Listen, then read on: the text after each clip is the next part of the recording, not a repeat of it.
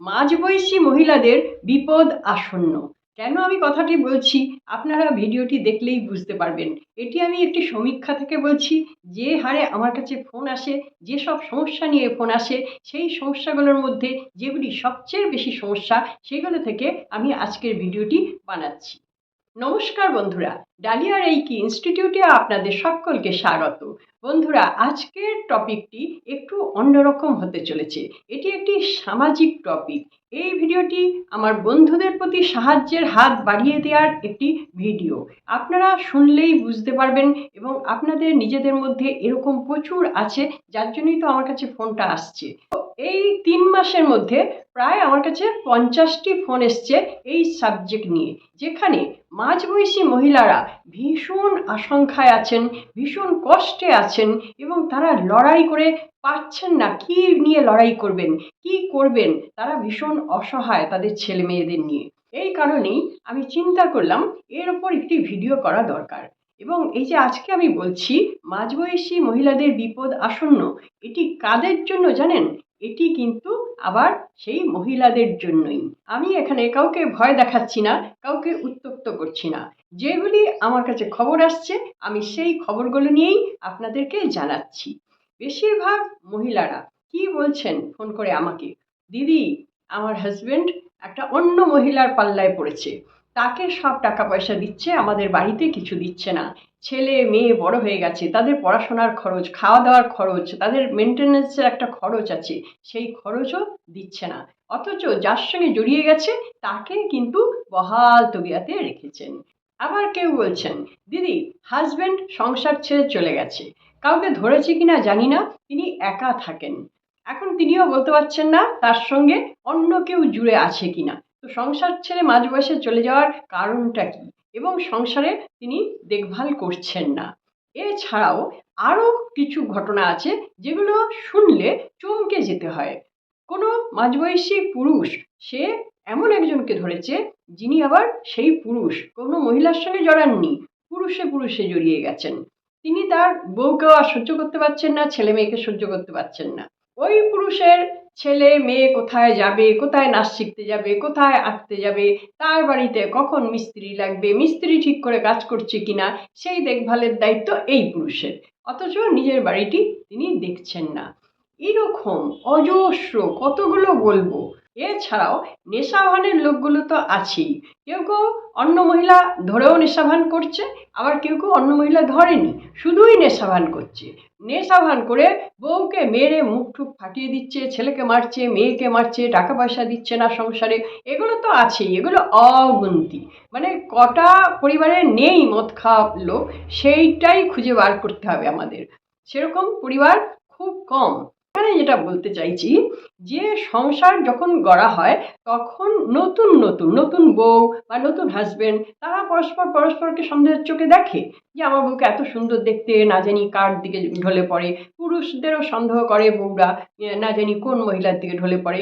ওটা একটা বয়সে হয়, কিন্তু একটা বয়সে আসার পর যখন আর মহিলাদের করার কিছু থাকে না, তারা ছেলে মেয়েকে বড় করার জন্যই তাদের ব্রত নিয়েছে। সংসারটাকে সুন্দর করে করবে, সংসার গুছিয়ে রাখবে, হাজব্যান্ডকেও দেখবে, ছেলে মেয়েদেরও দেখবে। সেই সময় যদি তার হাজব্যান্ড অন্য মহিলার পাল্লায় পড়ে যায়, তাহলে সেখানে কি করণীয়, খুবই দুঃখজনক। এবং অন্য মহিলার পাল্লায় পড়ে যায় বলবো না, ফেলা হয়। এখন কি করবে, কিছু কিছু মহিলা আছে, সব মহিলাদের কথা আমি এখানে তুলছি না, কিছু কিছু ভালো মহিলাও তো আছে। কিন্তু এখন দেখা যাচ্ছে বেশিরভাগ কি হচ্ছে, রোজগার নেই, রোজগারের সংস্থাটাও নেই, আর যেখানে রোজগার করতে যাচ্ছে সেখানেও তারা এর শিকারই হচ্ছে। অথচ তাদের লায়াবিলিটিস অনেক বেশি আছে, তাদের হয়তো পরিবারকে দেখভাল করতে হয়, কারো কারো বিলাসবহুল জীবনযাত্রা হাতছানি দেয়, সেগুলো মেনটেন্স করতে হবে। তাহলে কিভাবে হবে? এই সহজ একটা পথ ধরে নিয়েছে এই মহিলারা, যে যখন সংসার করতে করতে মাঝ বয়সে আসছে মানুষ, ছেলে মেয়ে সংসার, লোন, বাড়ি, এই তাই এসব নিয়ে যখন অনেক জটিলতার মধ্যে হয়ে যায়, বাড়িতে তর্কাতর্কিও হয়, ঝগড়াঝাটিও হয়, সেগুলো আবার মিটেও যায়, চিরকালই হয়ে আসছে। সেই সময় যদি ওই পুরুষ মানুষটাকে একটু উস্কানি দেওয়া যায়, একটু সাপোর্ট করা যায়, তাহলে যদি সেই পুরুষ মানুষটাকে গ্রিপের মধ্যে আনা যায়, তাহলে খুব ইজিলি টাকা পয়সাগুলো পাওয়া যায়। এইটাই হচ্ছে কিছু মহিলাদের উদ্দেশ্য। আর এই উদ্দেশ্য নিয়েই কিন্তু এরা এই বিবাহিত মাঝবয়সী পুরুষদেরকে অ্যাটাক করছে। এবং এই বিবাহিত মাঝবয়সী পুরুষরাও কি মনে করছে যে বাপ রে বাপ, আমি এই ঝামেলা থেকে একটু বেরিয়ে একটু রিল্যাক্স করব, একটু এনজয় করব, একটু মজা করব, এটা এরা ভাবছে, ভেবে হয়তো যাচ্ছে। যে কারণেই যাক সেটা আমি জানি না, আমাদের যে মস্তিষ্কের মধ্যে যেগুলো আসে সেগুলো আমরা বিশ্লেষণ করে এভাবেই আমি বলছি। তারাও ভাবে নতুন কিছু পাচ্ছি, একটু মজা পাবো, সেই জন্যই তারা এগিয়ে যায়। আর এই মজা করতে গিয়ে তারা কি করে, প্রচুর টাকা পয়সা এদেরকে দেয়, এরা খুব ভালো থাকে, আরও আরও কি না কি লিখিয়ে নেয়, তারাই জানে। তো এই মহিলাদের সংখ্যা প্রচুর আছে, প্রচুর আছে, যার জন্যই তো আমার কাছে ফোনগুলো আসছে। এবং সে যে করুণ আরতি তাদের, দিদি একটা কিছু উপায় বলুন, কি করব এখন, আমি তো চাকরি করি না, আমি কিভাবে সংসার চালাবো, কি করে ছেলেমেয়ের মুখে অন্ন জোগাবো, কি করে ওদের রিল্যাক্সেশন দেবো, আগে আমরা কত ভালো ছিলাম, কিন্তু এই বয়সে এসে একই বিপাকে পড়লাম। এই যে করুণ আরতি, এটা শোনাও যায় না, শুনতে গেলেও আমার কষ্ট হয়। এখন এখান থেকে বেরোবার জন্য আমার কাছেও কিন্তু কোনো কিছু বলার নেই। আপনারা সুইচ ওয়ার্ড করবেন, সুইচ নাম্বার করবেন, অনেক কিছু করবেন, কিন্তু তাতেও কতটা কাজ হবে বলা যায় না। কারণ বাইরের হাতছানিটা অনেক। এই যে পুরুষরা যে অন্য মহিলাদের দিকে ঝুঁকছে, তাদের দিকে ঝোঁকার পেছনে আর একটা কারণ আছে। কারণ ওই মহিলারা এই ঝক্কি সামলায় না, সংসারের ঝক্কি সামলায় না, তাদের খিচখিচে মেজাজ হয়ে যায় না, কারণ তারা আলগা আলগা। তারা একটা উদ্দেশ্য নিয়েই এই পুরুষদের ধরে, দারুণ মিষ্টি কথা বলে, দারুণ ঢলে পড়ে গায়ে, যেগুলো বিবাহিত মহিলারা পারবে না, ওরা পারে। আর এগুলো দেখেই এই পুরুষগুলো দারুণ মজা পায়, দারুণ শান্তি পায়।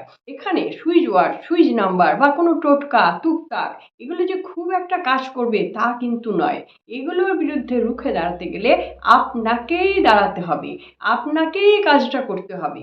যার সঙ্গে সমস্যা তাকেই করতে হবে। তাকে কি করতে হবে, তারও কিছু রেমেডি অবশ্যই আমি দেব। সেই রেমেডিতে সব কিছু হওয়া সম্ভব কিনা আমি জানি না, আপনারা কিন্তু চেষ্টা করে দেখবেন একবার। কারণ এইভাবে চলতে থাকলে ভয়ঙ্কর দিন আসছে, ভয়ঙ্কর দিন আসছে। দেখুন, একটা বয়স থাকে যখন মানুষ লড়তে পারে, কাজ করতে পারে, ডিসিশন নিতে পারে, কিন্তু মাঝ বয়সে এসে যারা কোনো রোজগার করেন না, যারা চাকরি বাকরি করেন না, তাদের যদি এই হাল হয়, তাহলে তারা কি করবেন? এটা তো একটা ভাবনার কথাই। আমি আপনাদের একটা সুইচ ওয়ার্ড অবশ্যই দেবো, যে সুইচ ওয়ার্ডটি কাজ করবে। কাজ করবে মানে আপনাকে কাজ করাতে হবে, নিজেকেই কাজ করাতে হবে। আর আমি বলবো চক্র, চক্রের ওপর আপনারা ধ্যান দিন।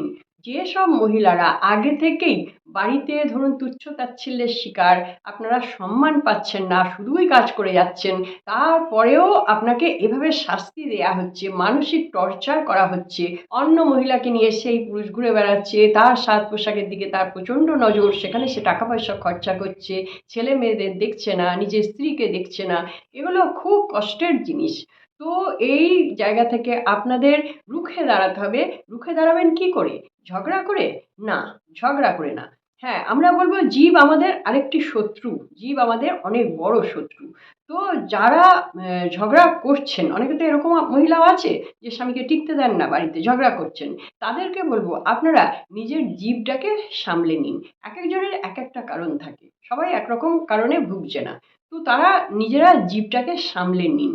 আর বলবো, যাদের ধরুন তুচ্ছ-তাচ্ছিল্য করছে, পাত্তা দিচ্ছে না, বা একটা মানে রান্নার যন্ত্র, কাজ করার যন্ত্র, শোয়ার যন্ত্র, এরকম যাদেরকে মনে করা হচ্ছে, তারা সচেতন হন, তারা জেগে উঠুন। তারা কিভাবে জাগবেন? প্রথমে বলবো নিজেকে চিনুন। নিজেকে চিনতে গেলে কি করতে হবে? নিজেকে চিনতে গেলে আপনাকে মেডিটেশন করতে হবে। যেদিন আপনি নিজেকে চিনবেন, আপনি কোন পারপাসে এসছেন পৃথিবীতে, এবং এই যে পরিস্থিতি, এই পরিস্থিতিতে আপনার কি কি করণীয়, সেটিও আপনি ঠিক বুঝতে পারছেন না, পারবেনও না। তাহলে আপনি যখন মেডিটেশন করবেন, সেই মেডিটেশনের মাধ্যমে সাবকনশিয়াস মাইন্ড আপনাকে বলে দেবে আপনি কি করবেন। এই মেডিটেশনের মাধ্যমে আপনি যখন নিজেকে চিনে নেবেন, তখন আপনি নিজের মধ্যে স্থিত হবেন, নিজের মধ্যে ভাবনা চিন্তাটা রাখবেন, এবং নিজেকে মূল্যবান করে নেওয়ার চেষ্টাও করবেন। নিজেকে মূল্যবান করে নেওয়ার জন্য আপনাদের প্রথমেই যেগুলো করতে হবে সেগুলো এই সমস্ত যারা আপনাদের পাত্তা দিচ্ছে না, সম্মান দিচ্ছে না, শুধুই তাদের কাজে লাগিয়ে যাচ্ছে, তাদের সঙ্গে দূরত্ব বজায় রাখার চেষ্টা করুন। নিজেকে মূল্যবান করে তুলুন। মূল্যবান করে তোলার জন্য আপনাকে কম কথা বলতে হবে, আপনাকে নিজেকে নিয়ে একটু ভাবতে হবে, আপনাকে পড়াশোনা করতে হবে, আর কোনো একটা বিষয়ের পর আপনার ফোকাস রাখতে হবে। সেই ফোকাসে আপনি এখনও এগিয়ে যেতে পারেন। এখনকার সময় অনেক কাজ আছে, অনেক কাজ আছে, কি মহিলাদের কি পুরুষদের, মানে ছোট ছোট কাজ যেগুলো বলবো, বড় কাজের কথা আমি বলছি না, মানে ছোট ছোট কাজ, যে কাজ আপনার ভালো লাগে আপনি তাতে ইনভলভ হয়ে যান, আপনি নিজেকে তৈরি করুন। সব বয়সের মহিলারাই কিন্তু নিজেদের তৈরি করতে পারেন। মহিলাদের এক্সট্রা গুণ থাকে, যে গুণটা তাদের ভিতর থেকেই আসে। ক্রিয়েটিভিটি মহিলাদের মধ্যে বেশি থাকে, যেটা তাদের ভেতর থেকেই উঠে আসে। ভেতর থেকে কখন উঠে আসবে? যখন আপনারা এগুলো নিয়ে ভাববেন, তখনই উঠে আসবে। তাহলে আপনার প্রথম কাজ হবে নিজেকে আপনি মূল্যবান করে তুলুন। তারপরে আপনার কাজ হবে আপনি প্রতিনিয়ত মেডিটেশন করুন। তারপরের কাজ হবে আপনি চক্র জাগান, রুট চক্র জাগান। রুট চক্র আমাদের অন্ন, বাসস্থান, লাক্সারি সব দিতে পারে, সব দিতে পারে। সেই জন্য রুট চক্রে ধ্যান দিন, রুট চক্র জাগান। আমি অনেক ভিডিওতে বলেছি রুট চক্র কিভাবে জাগে, অ্যাঞ্জেলরা কিভাবে রুট চক্র জাগায়, নিজে কিভাবে রুট চক্র জাগাবেন। রুট চক্রকে জাগান। রুট চক্র তো জাগলে এগুলো পাবেনই পাবেন। এছাড়াও বলবো আপনারা 7টি চক্রই জাগান। আমাদের 7টি চক্রের সঙ্গেই বিভিন্ন গ্রহের সম্পর্ক আছে। যখন আমরা এই চক্রগুলোকে ঠিক ঠিক জাগিয়ে তুলতে পারবো, তখন ওই গ্রহগুলোকেও আমরা শান্ত করতে পারবো। কি কারণে আপনার হচ্ছে? এখানে কোনো কারণ নেই, গ্রহের কারণেও এসব হয় না। কারণ এখন নেট দুনিয়ায় এত খারাপ খারাপ ছবি, এত খারাপ খারাপ বিষয়ের জন্য হাতছানি, সেইগুলি কিন্তু দেখে এই মাঝবয়সী পুরুষগুলি বা বয়স্ক, অনেক বয়স্ক পুরুষ, তারাও কিন্তু এগুলো দেখে, আর তারা নিজেদের ঘরের বউকে ওইভাবেই ব্যবহার করার চেষ্টা করে। সেখানেও একটা দ্বন্দ্ব লাগে, বা তারা নিজেদের ঘরের বউকে ওইভাবে পারছে না, তখন তারা বাইরে যায়, বাইরে গিয়ে ওইটা পেতে চেষ্টা করে। মানে মানসিকতাটা ভীষণ নিচে চলে এসছে, এত নিচে চলে এসছে যে উচ্চ মানসিকতা, একটা সুস্থ সবল জীবনযাপন করব, এই মানসিকতাই এখন কমে গেছে। এই কাজগুলো আমি সবার জন্য বলছি না, কিছু কিছু এখনো আছে যাদেরকে ভরসা করা যায়, আশা করা যায়। আচ্ছা, ইয়ং বয়সে এগুলো হয়েই থাকে, কিন্তু মাঝ বয়সে সেগুলো কোশ্মিন কালেও শোনা যায়নি। এখন এগুলো প্রচণ্ড বেড়ে যাচ্ছে, প্রচণ্ড বেড়ে যাচ্ছে। আর এই মাঝবয়সী মহিলাগুলি এরা কি করবে, কিভাবে বাঁচবে? এভাবে তো মানসিক অত্যাচার করে মেরে ফেলা হচ্ছে এদেরকে। আর তার সঙ্গে সঙ্গে কি মরছে না, ছেলে মেয়েগুলোও মরছে, ওদের ভবিষ্যৎও নষ্ট হচ্ছে, সংসারটা নষ্ট হচ্ছে। এখানে আমি আপনাদের যে সুইচ কথা বলছি, সেই সুইচ আপনারা অবশ্যই করবেন। আপনারা বিয়ের প্রথম প্রথম যেমন আপনারা একটু সাজগোজ করে থাকতেন, ফিটফাট থাকতেন, নতুন সংসারে যেমন থাকে সেই রকমই থাকার চেষ্টা করুন। এখানেও সমালোচনা হবে, বেশ কিছু লোক বলবে বাপরে বাপ বয়স হয়ে গেছে তাও সাজের বাহার দেখো। কিছু উপায় নেই, ঘরটাকে ধরে রাখার জন্য আপনাকে এগুলো করতে হবে। আপনার মতন করে আপনি ফিটফাট থাকবেন, সাজগোজ করবেন, এগুলো আপনাকে করতে হবে। আর হচ্ছে আপনাকে কথাবার্তা লাগাম দিতে হবে। আলফাল কথা বললে হবে না, অপ্রয়োজনীয় কথা বললে হবে না, এবং বেশিরভাগ সময় আপনাকে চুপচাপ থাকতে হবে এবং নিজের কাজে অবশ্যই ফোকাস করতে হবে। যে কাজটা আপনি জানেন, যা জানেন সেই কাজের দিকেই আপনি এগোন। দেখুন, এক সময় না এক সময় যদি আপনি দাঁড়িয়ে যান, তখন কিন্তু এই মানুষ, যে মানুষ আপনাকে ছেড়ে অন্য বিষয় নিয়ে নাচানাচি করছিল, সে কিন্তু একসময় বুঝবে, ফিরে আসতে বাধ্য হবে। এই লাইফটা রাখার জন্য সুইচ ওয়ার্ডটি আপনারা কি বলবেন? সুইচ ওয়ার্ডটি বলবেন রিস্টার্ট। রিস্টার্ট, রিস্টার্ট জানেন তো? একবার স্টার্ট বন্ধ হয়ে গেলে তখন আমরা রিস্টার্টের চেষ্টা করি। রিস্টার্ট, কারণ কি, সংসার করতে করতে সংসারের ঝামেলায় অনেকেই আমরা আলুথালু পোশাক পরি, আলুথালুভাবে থাকি, সাজগোজ করি না, যেমন তেমনভাবে একটু সময় পেলে একটু শুয়ে পড়ি, এভাবেই আমরা দিন কাটাই। বেশিরভাগ লোক এইটাই করে। তখন আর তাদের মনে হয় না যে ফিটফাট হয়ে স্বামীকে ভোলাবো, এটা মাথায় আসে না। ওটা বিয়ের প্রথম প্রথম আসে। তো এখন যখন উপায় নেই, তখন আপনাদের আপনাদের মতন করে একটু ফিটফাট, একটু সাজগোজ, আর একটু নিজেকে নিজের সম্পর্কে ভাবতে হবে, নিজের চেতনা জাগাতে হবে, আর নিজের চক্রগুলো জাগাতে হবে। চক্র হচ্ছে মেন। আপনার চক্র যখন জেগে যাবে তখন আপনি কোন দিক থেকে কিভাবে কি রোজগার করতে পারবেন আর কিভাবে কোন মানুষ আপনার প্রতি অ্যাট্রাক্টেড হবে আপনি নিজেও জানেন না, কিন্তু আপনার লাইফটা পাল্টে যাবে। আপনার লাইফ যদি আপনি পাল্টে ফেলতে পারেন তখন কিন্তু আপনাকে সস্তা মনে করবে না, তখন কিন্তু এই জিনিসগুলো কম হতে থাকবে। আর যেসব মহিলাদের জন্য এই মহিলাদের কষ্ট, তাদেরকে কিছু বলার নেই, তারা তো এগুলো টার্গেট করেই থাকে যে ভরপুর সংসারে টাকা রোজগার করা লোকটাকে আমি যদি উস্কানি দিয়ে নিয়ে আসতে পারি তাহলে আমার অ্যাটলিস্ট টাকাটা তো রোজগার হবে। এটাই তাদের উদ্দেশ্য। তাদেরকে আপনি ঠিক করতে পারবেন না, আমরাও ঠিক করতে পারবো না।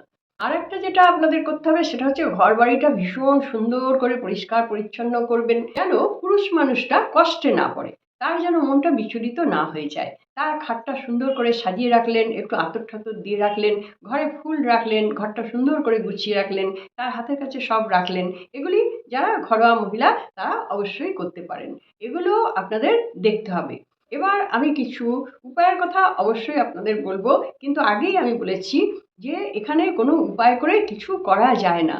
সে একজনের সঙ্গে আপনি উপায় করলেন, একজনকে ছাড়ালেন, যার নেশা আছে সে আরেকজনকে গিয়ে ধরবে, যে আয়া বা নার্স এদেরকেও ধরছে, বাড়ির কাজের লোককেও ধরছে। কাকে যে ধরছে আর কাকে যে ধরছে না এগুলো বোঝাই মুশকিল। আমি রিসেন্ট একটা জায়গায় গিয়েছিলাম দোল পূর্ণিমায়। তো আমি যে হোটেলে ছিলাম সেই হোটেলে খুব সুন্দর দোল খেলা হচ্ছিল, অনেক ছেলে মেয়ে, এরা ঠিক মাঝবয়সী নয়, তার থেকে আরেকটু কম, কিন্তু ছেলেমেয়েরা একটু বড় বড় দেখলাম। তো ওরা এত সুন্দরভাবে দোল খেললো, প্রত্যেকে সাদা পোশাক পরে, ছেলেরা সাদা পাঞ্জাবি পরে, মাথায় ফুল টুল গুজে সারা দিন ধরে এরা রং খেললো। আমি ওপর থেকে দেখছিলাম আর ভাবছিলাম যাক এরা তাও সুখে আছে, কাপিলগুলোকে দেখে খুব ভালো লাগছে। ও বাবা, রাত্রির বেলা শুরু হলো তাদের মারামারি। কি মারামারি কি মারামারি, সব কটা মদ খেয়েছে, ছেলেরাও মদ খেয়েছে, মেয়েরাও মদ খেয়েছে, খেয়ে মারামারি এই ছেলে মেয়ের সামনে, খাটের বটম নিয়ে কেউ দৌড়চ্ছে, কেউ গড়াগড়ি খাচ্ছে, কি অবস্থা। তখন আমি বুঝতে পারলাম প্রকৃত স্বরূপটা কি। আর তখন ওই মহিলারাও যে বাইরে বেরিয়ে এলো, তারা একটা গেঞ্জি পরে বেরিয়ে এলো, এবং তারা তলায় কি পরেছিল ঠিক দেখা যাচ্ছিল না, পরেছিল ওদের ছোট্ট প্যান্ট পরেছিল। ওই ছেলে মেয়েদের সামনে ওই পোশাকটা পরে তারা ছিল আর কি। তো সেই জন্যই মাঝরাত্রিরে এই গন্ডগোলে বেরিয়ে এসছে ওই রকম পোশাকে। এই জন্য বলবো, বাইরে থেকে না কত সুন্দর লাগছিল, কিন্তু আসল ব্যাপারটি বুঝতে পারলাম সারা রাত ধরে, রাত 3টে অবধি ওদের মারামারি গড়াগড়ি এসব চললো। তো এখানে আমি একটা কথা আপনাদের বলতে চাইছি যে দেখুন, সবার একটা শেষ আছে, আর জীবনটা খুব হু হু করে একটা বয়সের দিকে চলে যাচ্ছে। এই শেষ সময়টা, এই কথাটা ভাবতে হবে। শেষ সময় যদি আপনার হাত পা পড়ে যায়, কোনো পুরুষকে বলবো, তাহলে আপনাকে বেড পেনটি এগিয়ে দেবে, কিন্তু আপনার ওই স্ত্রী, বিবাহিত স্ত্রী যে সংসারটা গড়েছিল, সেই কিন্তু আপনাকে বেড পেনটা এগিয়ে দেবে, সেই কিন্তু আপনাকে খাবারটা মুখে ঢুকিয়ে দেবে।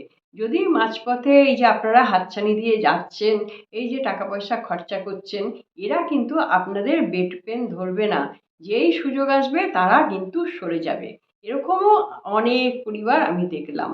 শেষকালে আবার সেই আগের বউয়ের কাছে ফিরে আসে। আবার মহিলাদের বলবো, যা করছেন করছেন, যতদিন যৌবনটা আছে ততদিন, যখন আপনারা এই বাইরে জিনিসগুলো করে আসছেন, যা কিছু করছেন, কাউকে ধরছেন, চলে যাচ্ছেন, যা কিছু করছেন, কিন্তু শেষ সময়ের কথাটা ভাববেন। শেষ সময় ওই ফুর্তি করা পুরুষগুলো কিন্তু আপনাদের বেড পেন ধরবে না, আপনাদের ধরে ধরে ডাক্তারখানায় নিয়ে যাবে না, নার্সিংহোমে নিয়ে যাবে না। কে নিয়ে যাবে? ওই প্রথম স্টার্টিংয়ে যার সঙ্গে আপনি সংসার গড়েছেন কষ্ট করে, সেটা পাখির বাসা বোনার মতন একটা বাসা বোনা, সেখানে কষ্ট আছে, ভালোবাসা আছে, মেহনত আছে, সব আছে। সেই জায়গা থেকেই কিন্তু আপনি আবার সেবা পাবেন। এইটা কিন্তু খুব সত্যি কথা। এইগুলো ভেবে আপনারা একটু চিন্তা ভাবনা করে আপনারা চলুন, তাহলে কিন্তু সমাজটা একটু পাল্টায়। সমাজটা উচ্ছন্নে যাওয়ার কিন্তু এগুলো এক একটা কারণ, মানুষের রুচিবোধ, রুচিবোধটাও কিন্তু কারণ হয়ে দাঁড়িয়েছে। আচ্ছা, এবার শুনে নিন, যদি তৃতীয় ব্যক্তি আপনাদের সম্পর্কের মধ্যে ঢুকে যায়, তাহলে আপনারা কোন সুইচ নাম্বার ব্যবহার করবেন। এই সুইচ নাম্বার ক্রমাগত চ্যান্ট করতে থাকুন। আপনারা আপনাদের বাঁ দিকের পার্টে লিখতে থাকুন, আর বিশ্বাস রাখুন এটা আমি করছি এই কারণের জন্য, অতএব এই কারণটি আমার কাছে পরিষ্কার হয়ে যাবে। তাহলে বুঝতে পারলেন তো, সব দিকে ব্যালেন্স রাখতে হবে। আপনি যদি গ্রহের ওপর ভরসা করে থাকেন বা আপনি যদি কারোর ওপর দোষারোপ করে থাকেন, তাহলে সেগুলো ওইভাবেই থেকে যাবে। আপনি আর সুখ পাবেন না, আপনি রেকটিফাই করতে পারবেন না নিজেকে।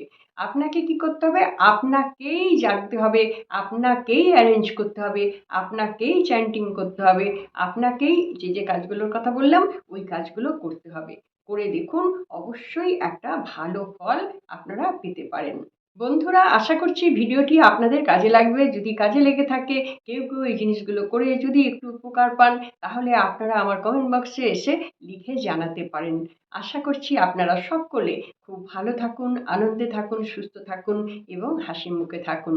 নমস্কার, দেখা হচ্ছে পরবর্তী ভিডিওতে।